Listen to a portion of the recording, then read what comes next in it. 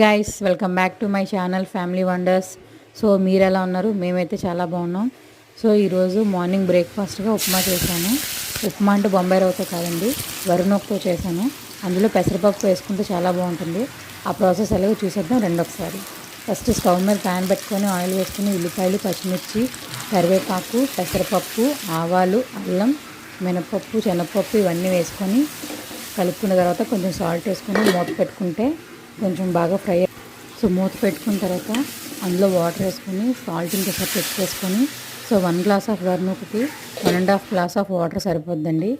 Water బాగా మరిగిన తర్వాత అందులో నూక వేసుకొని మీడియం టు స్లిమ్లో కుక్ చేసుకుంటే సరిపోద్దండి. సో మీరు కూడా ఒకసారి ట్రై చేసి ఎలా ఉందో నా కామెంట్ బాక్స్లో కామెంట్ చేయండి.